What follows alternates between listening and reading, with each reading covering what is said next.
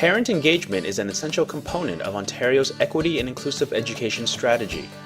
Parents play a vital role in the development and education of their children.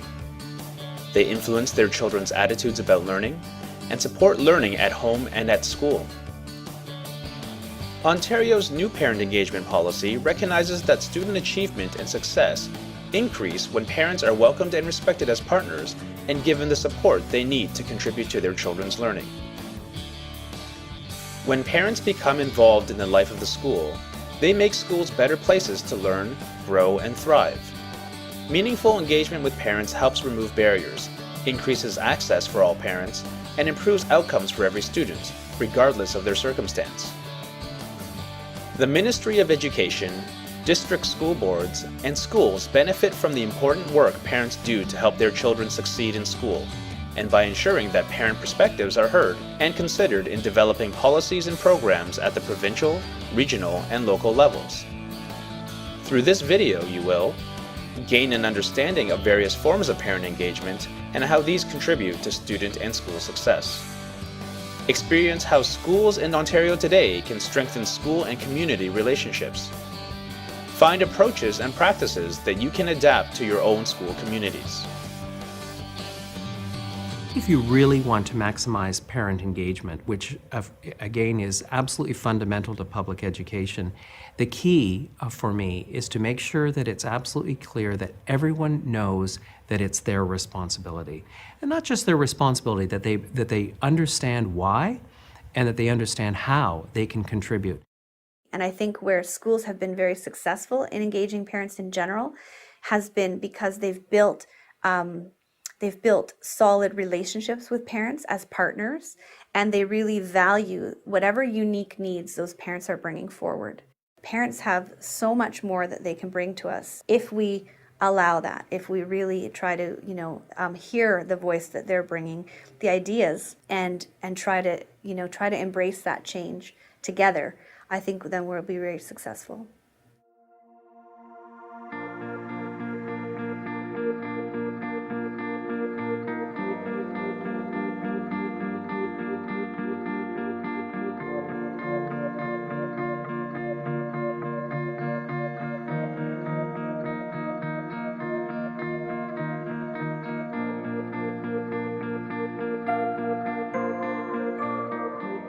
An inclusive school board really is about equal access to the benefits that we have to offer. And I think we have to constantly remember that that may require differentiated treatment. What we're trying to do is improve the performance of our students, prepare them for what they're going to face when they leave us. And we know we can't do that alone. So to engage our parents is critical to our success. As a parent, I'm impressed constantly with how this school is trying to reach out to us as a family. So from simple announcements that will come across our voicemail, so knowing that they're constantly looking for open communication with us as families. One of the key things that we've been doing is to try to make it clear that parent engagement is at every level of the organization. It's the responsibility of absolutely everyone involved in the school and in the board, and so that our frontline staff, our secretaries, our clerical workers understand their role in parent engagement in terms of welcoming parents into the school. That certainly our caretaking custodial staff understand their role, and it just opens up all of the opportunities when everyone's engaged in the process. I think for a school, we really need to use our community partners as well as having our parents come into the school and provide different opportunities for the students, as well as participating in the different opportunities that we have for both the students and the parents. When beginning this process, one of the key things and fundamental, I think, for it to be successful is that you need to have the voice of the students, the staff, and the community. So if you're beginning to look at an equity inclusive policy, you need to involve all of the stakeholders and you need to listen to them and see where they are. And that's a collective commitment from all parties, all people that are involved in the school. And I firmly believe there isn't anyone who doesn't want for their youngster or for their student an equitable opportunity to be successful, to be inclusive, and to find their pathway through school and then, post-secondary, whatever that may be. It's critical to focus on a student's strengths and competencies. One of the first conversations that a teacher can have with his or her students is, what are you good at? And that should be a detailed conversation. And that will enhance the student's sense of self and level of confidence. That can also be one of the first conversations that education staff have with parents. It opens the door to other meaningful communications. I feel like they take all my kids as their own, like they're their children too. If I come in, I know the secretary, I've known the principal and the teachers, even the teachers they went through, they still say hello to me, and it's just, they make me feel welcome. I don't know, it's a friendly environment. As soon as you walk in, you just feel it. People say hello and other parents are talking amongst each other. It's a welcoming place. First of all, we made a really strong signal that parent and community engagement is critical to our success. So we've done a satisfaction survey. We totally understand and recognize that our parents are our students' first and best teachers, and teachers, support staff, trustees, leaders, parents, we all want the same thing. We want better outcomes for our students. So with that end in mind, we continue to reach out to our parents and our community and work with them to better serve our students. It has been an incredible experience for us as a family coming to this school. And I point back to the fact of how important, as a family, you make a decision that is right for your children, and what role that school plays in that decision is pivotal. For us, what was important to us was getting a chance to meet with the principal. The principal in this particular school was very open to the idea of meeting with us, and not knowing us and who we are. What was important to us was the time she took to sit down and talk with us, hear what we were coming from, where we were coming from, and what we were hoping to have at a school for our children. More so for my oldest daughter, entering grade 9 into a brand new school, coming from losing her friends and all of those social connections, it was important for her to feel that sense of connection and a sense of belonging. We make a number of connections to outside schools. One is our feeder schools. We have a great cross-panel relationship. So we have common language from our grade 8s coming into grade 9, and we work certainly with literacy and numeracy there. In addition, we work with the parents from the incoming school. Within our own school, we have just started a play school because we want to bring our parents into our school, and this is a new community. So our play school now is just started, and we have our parenting students who take the parenting course. They are in charge of 15 young little ones where they're coming here to be educated on a number of different areas of play. Our students are being educated. The parents just love it. They are part of the school, and now they're finding coming into the school is not as threatening. They're finding it as a very welcoming place.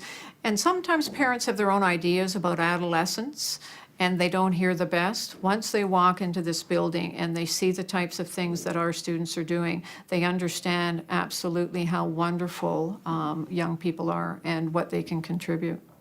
Ultimately, school board trustees have a responsibility to the students, to the community, to the parents, to ensure that those students that are coming to our schools who have come from a faith background, no faith, if different sexual orientation, different belief sets, that there is an understanding around that table that all of those students are welcome in our schools and should have the ability to feel safe and welcoming, and that the policy supports the initiative to connect the student achievement piece to an equitable learning opportunity. Et ces impacts-là sont sérieux parce qu'ils ont un impact sur le système scolaire et sur la clientèle et sur l'élève en bout de ligne. Donc, je pense que chaque conseiller scolaire doit vraiment s'informer, doit vraiment aussi prendre le pouls de sa communauté parce que chaque communauté change un peu en fonction des groupes culturels qui sont dans chacune des communautés et apporter à la table la vision de tous. Well, I know of an incident where a caller called a trustee and said, you know, in light of the new equity policy, you are teaching our children tolerance. And that trustee responded by saying, no, we're not teaching them tolerance. We're aiming higher than tolerance. And actually, that's a calling that we have as trustees. We don't tolerate progressive initiatives. We have to embrace them. We have to accept them. We have to model them.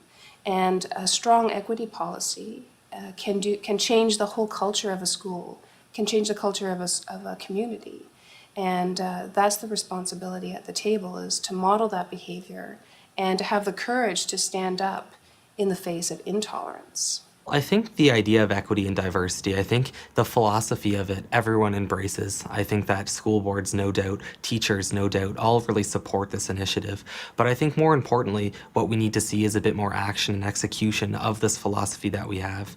I think we have to take more of a forward stance with equity and inclusion, ensuring that students feel like they're safe rather than just seeing it on paper. I think that means more events. I think that means more discussion. I think that needs more just a general attitude, I think, that teachers and students need to adopt, which is just an attitude of universality, I think.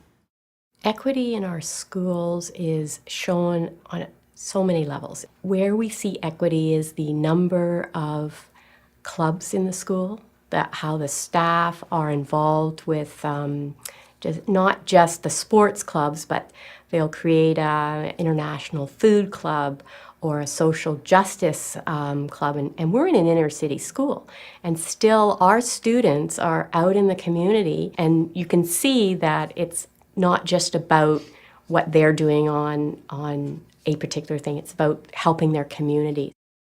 So I think the schools that really reflect equity are those that aren't just focused on one thing, that they're focused on a number of activities. We ensure that every month a newsletter goes home in each of the classrooms as well as a school, and within those newsletters we would make sure some important dates are included within, as well as tips for the parents to know exactly what they need to do at home to help their children succeed in school. In addition, we do something called Center Voice, which is calling out to all of the families on the phone line to announce different activities taking place. We not only just use the phone because some don't have phones, we send an additional letter home. We send pamphlets. We've dropped pamphlets in mailboxes. We canvass. We definitely go above and beyond to make sure that our parents feel that they're welcome in the school.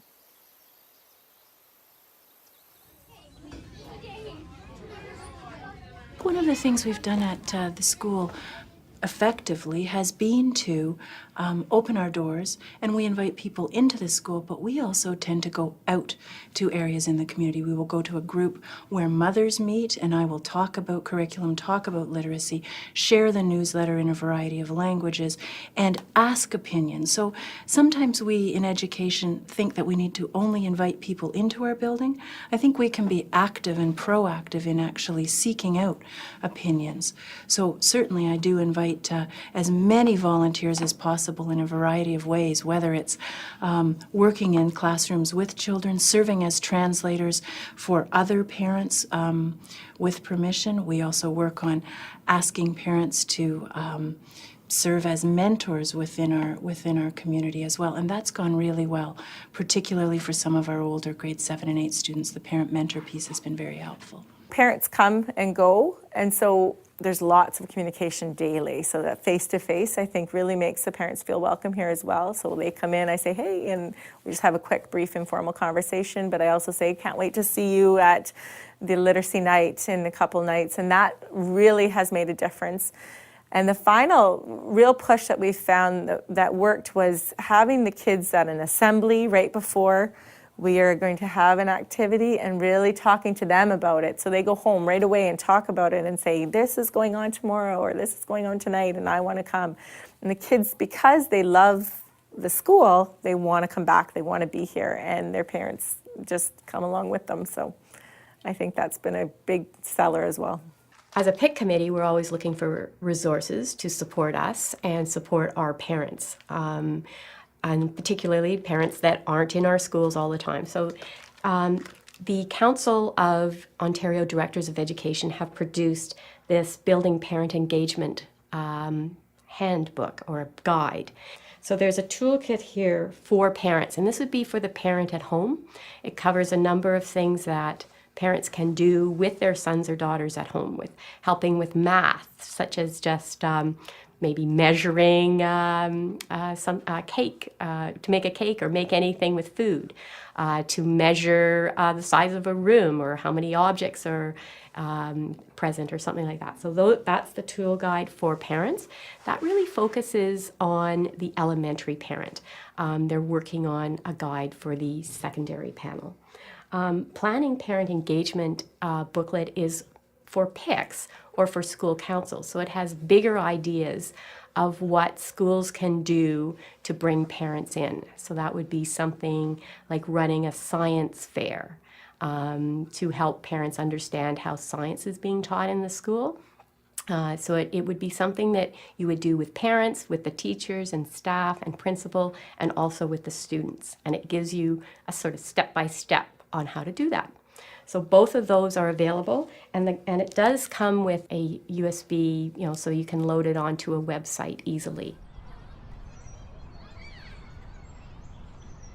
In 2007, we built a playground in a day together. All different community organizations came together for the whole purpose of providing this amazing play structure for our kids. And at the same time, we built 2 community gardens. And so that's kept on a seasonal basis by our parents and the community members. We have a formalized garden group for the kids to go and plant and weed, but we come back in the mornings and it's been weeded by community members who are just walking by or who take pride in the area. So it's been really a successful program. Dans le jardin, tout le monde est impliqué. Il y a des différentes plantes, tout le monde s'intéresse aussi dans la culture. Et tu sais, comme il y a des différents niveaux, par exemple maternelle, jardin, première, et il y a des plus grands niveaux, 4e, 5e, 6e. Et tout le monde travaille ensemble, comme les 6e sont avec les maternelles pour les aider à planter et tout. Et les 5e années avec les jardins, et les 4e avec les premières pour aussi s'entraider ensemble. On est très chanceux d'avoir un jardin. On a 2 personnes qui l'entretiennent volontaire et on est chanceux d'avoir un jardin parce que chaque jour tu viens et tu le vois pousser et on a beaucoup de fleurs, beaucoup de plantes, comme des carottes et des choses comme ça. Et ça ramène aussi l'école plus proche car, comme Shams avait dit, tu le fais avec des plus petits parce que c'est tellement de différence, tu interactes moins, mais ça s'amène beaucoup plus proche.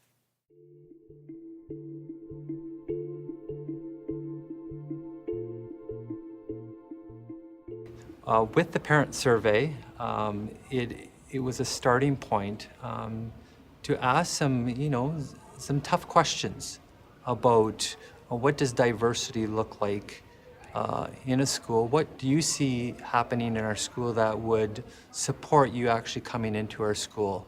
We've also wanted to know, where we are along the continuum, of cultural proficiency in simple language, to try and understand, to give some direction.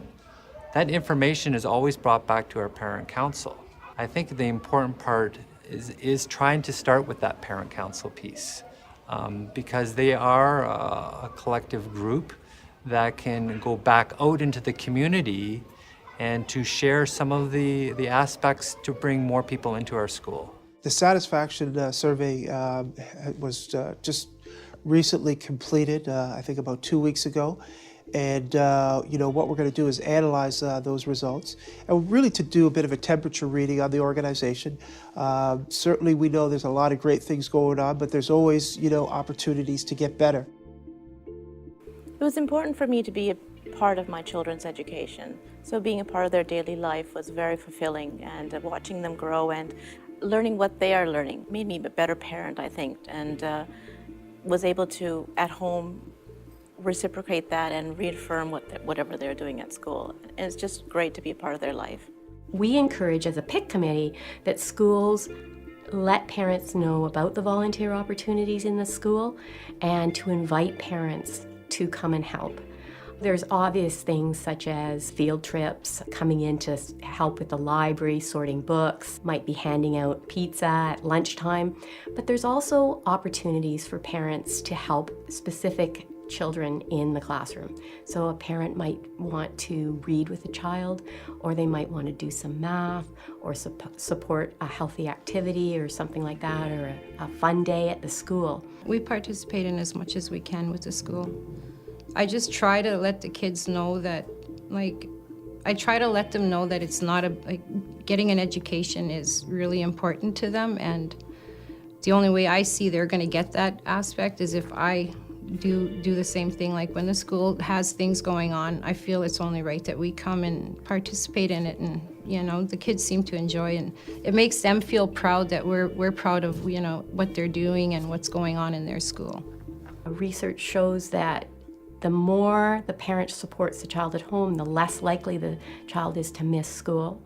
The more likely they are to do better on their tests and homework assignments or school assignments.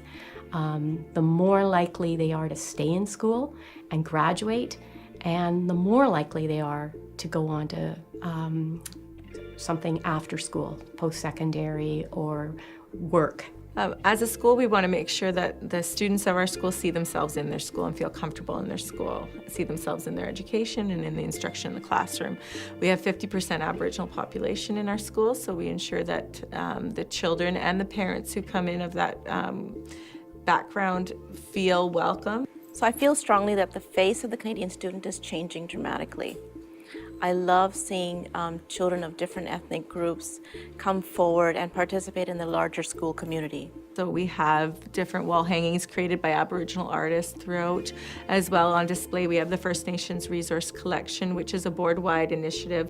I wanted to be a part of that in so many ways, and the most easiest and accessible way was celebrating different celebrations throughout the school year, and Diwali is something that I partake in because at the time of Thanksgiving, Christmas, Hanukkah, all those events are around the same time of the year. So that's something that I've played a role in throughout my children's education, was coming forward and sharing the parallels of the different celebrations that we do. Our board was very fortunate to have been one of the school boards in Ontario chosen for the Urban Aboriginal Education Project. And so they received a grant, and part of that grant was to create the First Nations Resource Collection that every school received. And the teachers have been trained on different lesson plans that go along with the First Nations Resource Collection. So there's different pieces within that collection that they can take, for example, a Métis sash, and there's a lesson that goes along with it, or multiple lessons. I have about 10 teachers go to these sessions and learn about how to incorporate Aboriginal education, Aboriginal culture into the curriculum that they're teaching now. So we've seen some amazing results. But in addition to that, we make sure we celebrate every different culture that we have in the school. We have something called Heritage Day put on by one of our education assistants every year, where we celebrate every different culture. We have many community partners who come in and present different shows for us. We have Scottish dancing and Ukrainian dancing and Italian dancing, and we just celebrate every culture that we possibly can think of for a full day, and we've had nothing but positive results with that. We have an annual powwow where we have our community partners come in, a variety of different dancers and drummers, and teach our students about the Aboriginal culture.